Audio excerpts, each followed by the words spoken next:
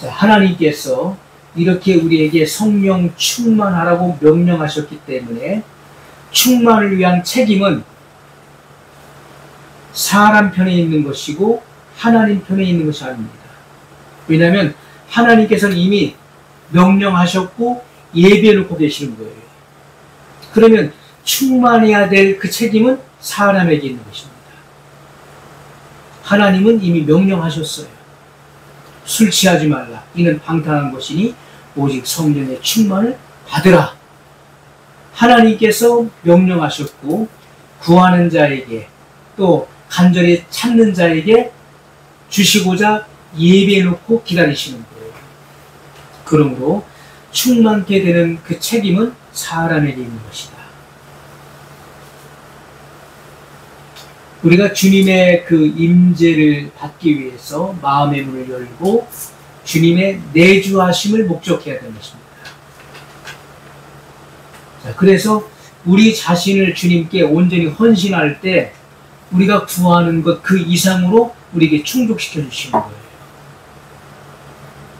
그래서 우리가 우리의 온갖 구하는 것이나 말하는 것에 넘치도록 능히 하신다. 이렇게 말씀하고 있죠. 우리의 온갖 구하는 것, 그리고 생각하는 것에 넘치도록, 생각하는 것 그 이상으로 하나님은 역사하신다는 거예요. 자, 우리가 사도행전을 우리가 연구해 보게 되면은 충만에 대한 내용들이 여러 차례 언급되고 있습니다. 충만. 자, 먼저 우리가 사도행전 2장에 보게 되면은 오순절날 성령 강림에 대해서 증거하고 있어요. 사도행전 2장 1절로 4절에 말씀하고 있죠. 자, 말씀을 우리가 찾아서 보겠습니다. 사도행전 2장 1절로 4절 말씀 보면 오순절 날이 이미 이르매 저희가 다 같이 한 곳에 모였더니 호련히 하늘로부터 급하고 강한 바람 같은 소리가 있어 저희 앉은 온 집에 가득하며 불에 혀같이 갈라지는 것이 저희에게 보여 각 사람 위에 임하여 있더니 저희가 다 성령의 충만함을 받고 성령이 말하게 하심을 따라 다른 방언으로 말하기를 시작합니다. 오순절 날에 임하신 이 성령 강림에 대해서 말씀하고 있어요. 자, 예수님께서 성령 세례를 약속하셨고 그들은 예수님께서 약속하신 성령 세례를 갈망하고 기도하며 기다렸습니다. 그때 오순절 날이 이미 이름에 하늘이 열리고 급하고 강한 바람 같은 소리와 함께 성령이 불의 혀같이 그들 가운데 임하셨던 것을 우리에게 보여주고 있습니다. 그리고 그들은 이렇게 성령의 충만함을 받고 성령의 말하게 하심을 따라 다른 방언으로 말하였다라고 말씀합니다. 다른 방언. 이것은 각국어를 말하는 것입니다. 세계 각국어를 말하는 거예요. 그래서 우리가 그 이후의 말씀을 읽어보면은 그 세계에 디아스포라에 썼던 유대인 2세들이 본국으로 돌아온 거예요. 절기를 지키기 위해서 왔다가 자기들이 태어난 곳 그 방언으로 들은 것입니다. 태어난 곳 그 외국어로 여기 120문도가 말하는 소리를 들은 거예요. 하나님의 큰 일을 말하는 소리를 들었다. 그래서 여기에는 16개국 나라들이 열거되어 있습니다.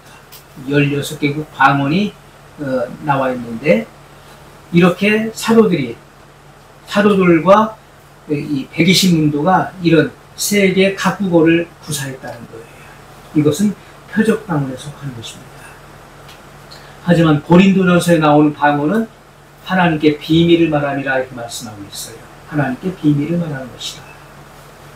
그래서 통역의 은사를 받기 전에는 알 수가 없다. 이렇게 말씀하고 있는 것이죠. 이렇게 그 사도행전 2장에 있어서 오순절에 임하신 성령 세례, 최초의 성령 세례가 성령 충만으로 나타난 사건입니다. 그리고 나서 사도행전 4장에 가서 보면 성령 충만에 대해서 말씀하고 있어요. 이것은 사도들이 그 핍박을 받을 때, 핍박을 받고 그들이 풀려났을 때 한 곳에 모여서 기도하는 가운데 성령이 임하신 사건을 말씀하고 있습니다. 사도행전 4장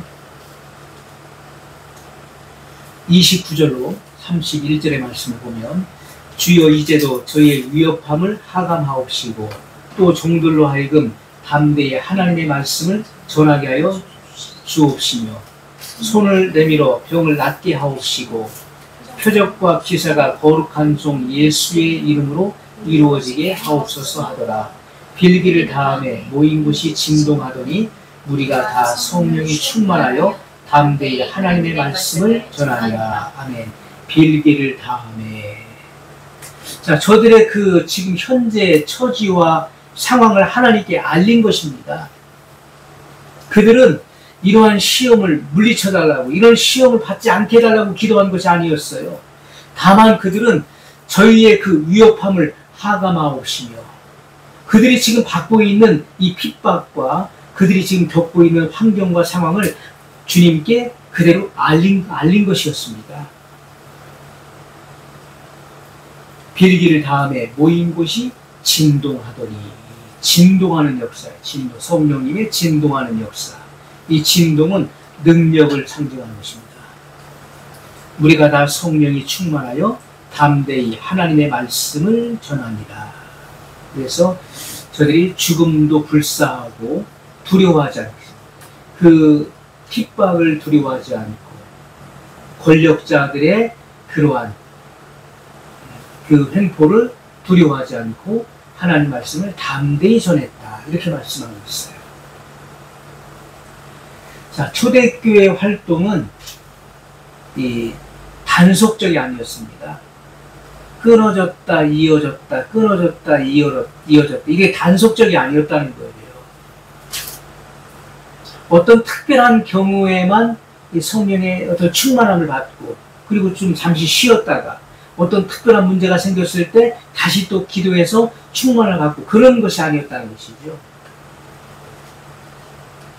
자, 그들은 끊임없이 연결됐다는 것입니다. 끊임없이 연결됐어요.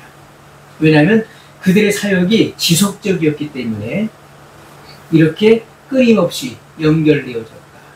성령 세례는 단회적이지만은 한 번 받는 것입니다. 하지만 그 이후에 성령 충만은 반복적으로 받는 거예요. 반복적으로.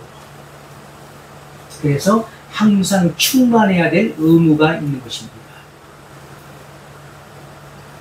자, 이렇게 충만할 때 영적 생명과 능력으로 포화되는 것입니다. 영적 생명이 넘쳐야 되는 거예요. 영적 생명과 능력은 성령 세례, 성령 충만을 통해서 나타나지게 되는 것이죠. 오늘도 마찬가지입니다. 초대교회에만 그것이 필요한 것이 아니라 이 시대는 더욱더 필요한 거예요. 자, 지난날 우리가 그 엘리야가 받았던 영감의 갑절을 엘리사는 구했습니다. 그래서 그 갑절의 영감이 임했어요. 엘리야는 말하기를 내가 어려운 것을 나에게 구하는도다. 하지만 내가 하늘로 승천하는 것을 볼 때 그것이 너에게 임할 것이다. 이렇게 말했어요. 실제로 하나님께서 그렇게 역사하신 것이죠. 엘리야의 그 갑절의 영감이 엘리사에게 임한 것입니다. 엘리야가 하늘로 회리바람을 타고 하늘로 승천할 때 그 엘리야가 입고 있었던 겉옷이 떨어졌죠. 그래서 엘리사가 그 겉옷을 쥐어가지고 요단강을 이리저리 칠 때 요단강이 갈라졌어요. 그리고 엘리사의 그 활동이 성경에 기록되어 있는 것을 우리가 볼 수가 있습니다. 그 엘리야의 갑절의 영감과 그 능력이 나타났던 것을 우리가 알 수가 있어요. 그것처럼 초대교회 당시에 교회사의 문을 여시고, 그리고 이 성령님의 이런 급격한 사역이 사도행전에 기록되어 있습니다. 그것은 오순절 성령 세례를 통해서 나타난 이 능력의 역사들이에요. 지금은 이 교회 시대를 마감하는 이 시점에 와 있는 것입니다. 예수님께서 공중 예림하시고 성도들이 휴거되면은 교회 시대는 끝나는 거예요. 그렇기 때문에 지금은 이 마지막 시대인 것입니다. 마지막 시대. 이 세상 끝이라고 하는 것은 예수님의 재림을 의미하는 거예요. 그제야 끝이 오리라. 이 천국 복음이 온 세상에 전파되면 그제야 끝이 오리라. 이 끝은 바로 예수님의 재림을 의미하는 것입니다. 자, 그래서 예수님의 공중 재림과 더불어서 성도들의 휴거, 그래서 교회 시대가 마감하는 거예요. 그러므로 우리가 이 시대에 이 복음을 편만하게 전파하기 위해서 이 능력이 필요한 것입니다. 위로부터 능력의 입히움이 필요하다. 그것이 바로 성령 세례이고, 성령 세례를 받은 사람은 성령 충만을 항상 구해야 된다는 거예요.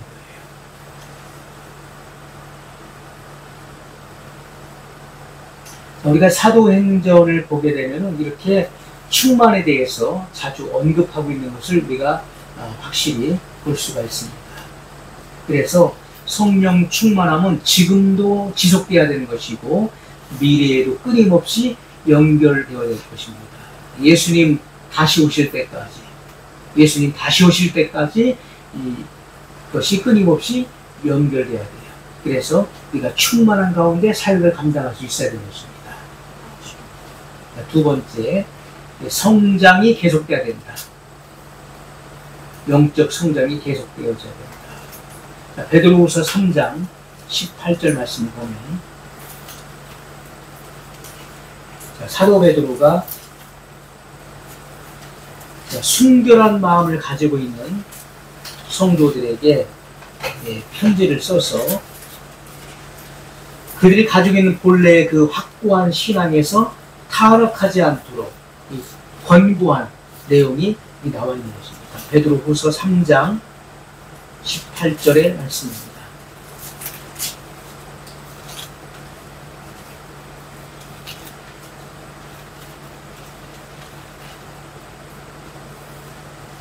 오직 우리 주 곧 구주 예수 그리스도의 은혜와 저를 아는 지식에서 자라가라.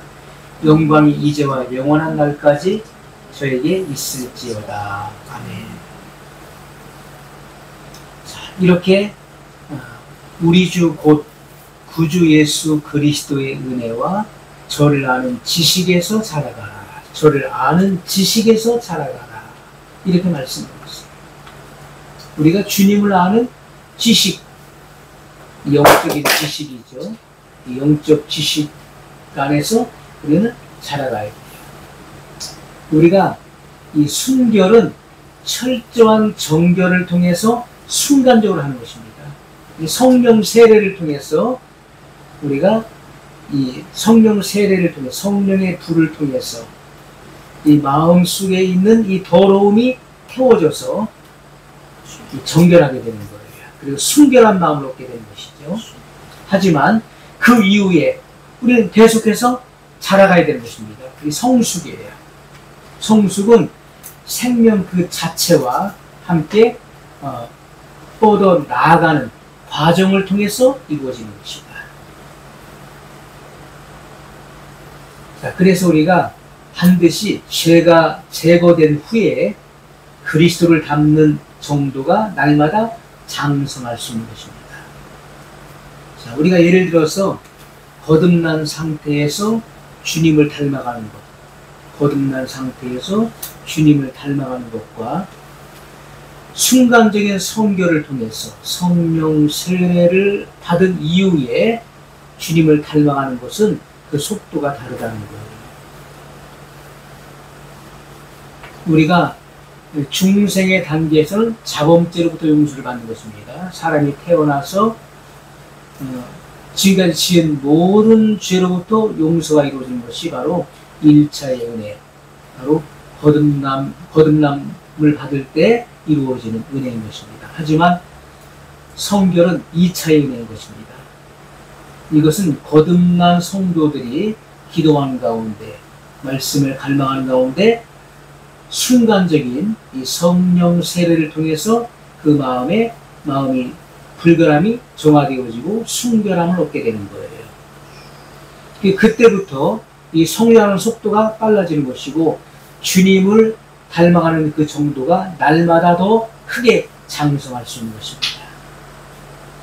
그래서 우리는 온전한 사람을 이루어야 돼요. 온전한 사람. 우리 성결대학교의 그 교훈이 전인적인 하나님의 사람이에요. 전인적인 하나님의 사람. 이것은 온전한 사람을 의미하는 것입니다. 자, 그래서 온전한 사람을 이루어 그리스도의 장성한 분량이 충만한 데까지 이래야 될 것을 말씀하고 있어요. 에베소서 4장 13절의 말씀입니다.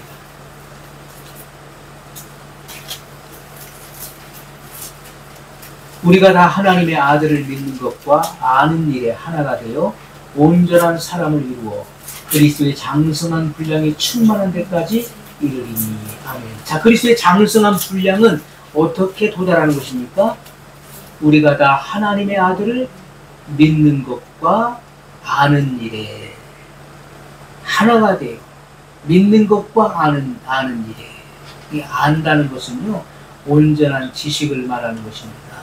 정확한 지식을 말하는 것은 경험을 통해서 얻어지는 습득되는 지식을 말하는 것입니다. 그리고 하나가 된다는 것은 마음으로 하나가 되어 그리스도를 신뢰하는 것을 의미하는 거예요. 온전한 사람을 이루어 그리스도의 장성한 분량이 충만한 데까지 이르리니 이렇게 말씀하고 있어요. 자, 그래서 이 완전한 성장은 과정을 통해서 얻는 것입니다. 순결은 철저한 정결을 통해서 순간적으로 하는 것이지만은 그 이후에 완전한 성장은 과정을 통해서 얻어진 것이다. 과정을 통해서.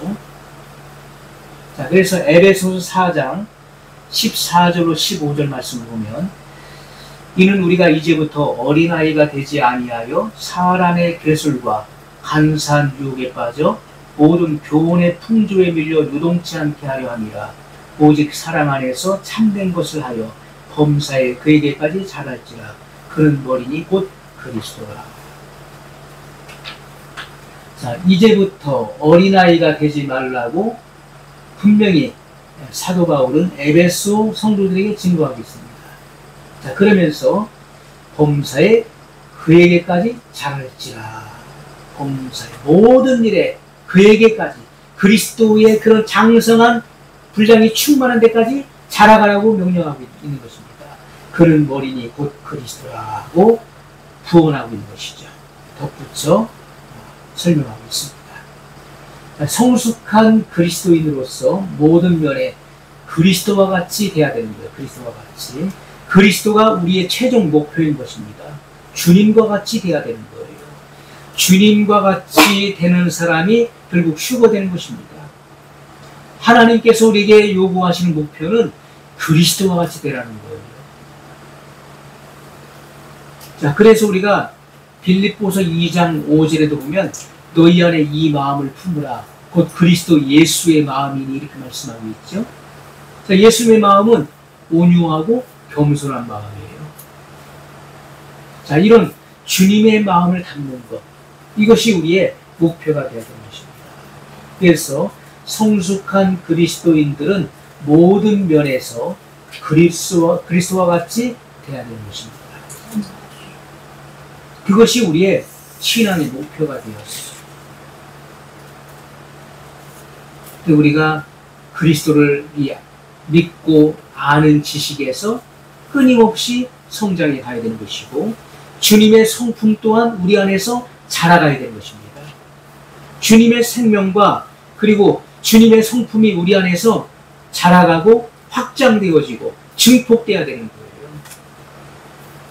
그래서 하나님께 영광 돌린다는 것은 우리의 변화된 행실, 우리의 변화된 삶을 통해서 우리의 변화된 성품을 통해서 하나님께 영광 돌리는 것입니다. 남을 용서치 못했던 사람이 관대한 마음을 갖는 것, 그래서 너그럽게 용서하는 것, 자비로운 마음이 나오는 것, 그 자체가 하나님께 영광이 되는 거예요. 그래서 항상 우리 속에 이 긍휼히 여기는 마음, 남을 긍휼히 여기는 마음, 이 연민의 마음, 우리 그 찬송가에도 나 어느 날 꿈속을 헤매며 그 찬양에 보면 그 동정의 눈빛과 그 동정의 눈빛을 나는 잊을 수 없겠네 하는 그런 찬양이 있잖아요. 가사에. 이 남을 동정한다는 것, 불쌍히 여긴다는 것이죠. 그 연민의 마음을 갖지 않으면 안 되는 것입니다. 긍휼이 없는 사람은 무자비한 심판을 받을 수밖에 없는 거예요. 그러나 긍휼은 심판을 이기고 자랑하는 것입니다. 우리가 항상 긍휼히 여기는 마음을 가져야 돼요. 주님께서 이렇게 비천한 자, 극악무도한 이 죄인을 용서하시고 불쌍히 여기심과 같이 나도 타인에 대해서 그런 긍휼의 마음을 가지고 바라봐야 될 것입니다.